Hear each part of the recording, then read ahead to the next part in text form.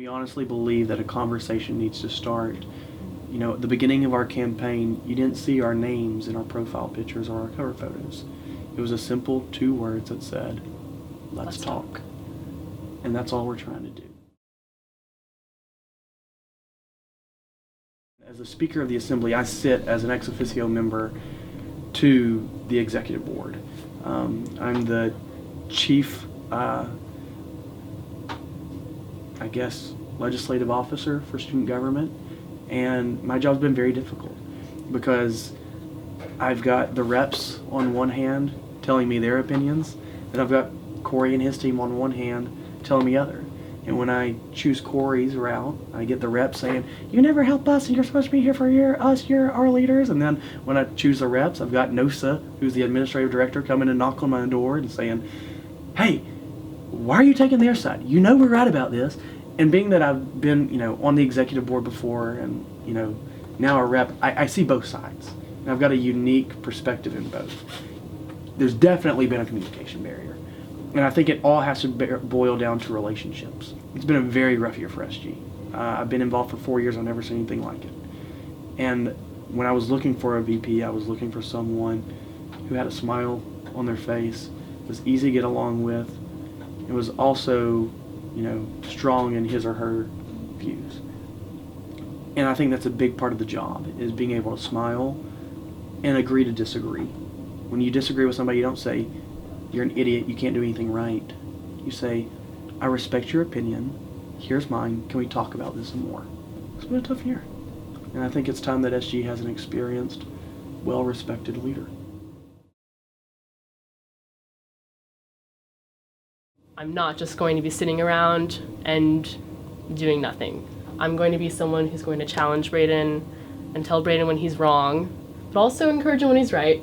And that's been a testament to our campaign. It's been something that we have found out that helps us grow as an alliance. We should preface by saying that we completely support domestic partnerships and the benefits that come with it, the same way that we would support partnerships among a male and a female who is married. But just like, how a male and female might be married, those couples would potentially take advantage of the benefits. And the same very well may happen with domestic partnerships in the LGBT community.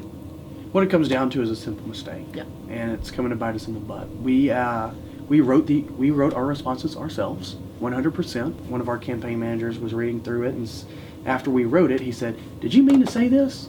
And I said, "Wait a second. Yeah. Well, that's what we wrote." He goes, "Well, have you thought about it this way?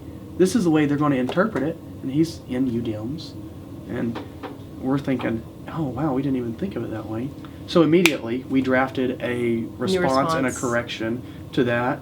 We sent it to the UDIMS exec board, and unfortunately it was after their deadline, and they wouldn't accept our response. And we've been bashed on it all day. My big, or red deer in Tejas, identifies as gay. He's one of my closest friends. Talk to him every day. He'll probably be in my wedding.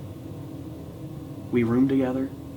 I support him as a person, the decision that he makes. And I think what's hard for us is that this simple mistake is taken out of context, and we're doing whatever we can to clear up that misconception. I love this university so much.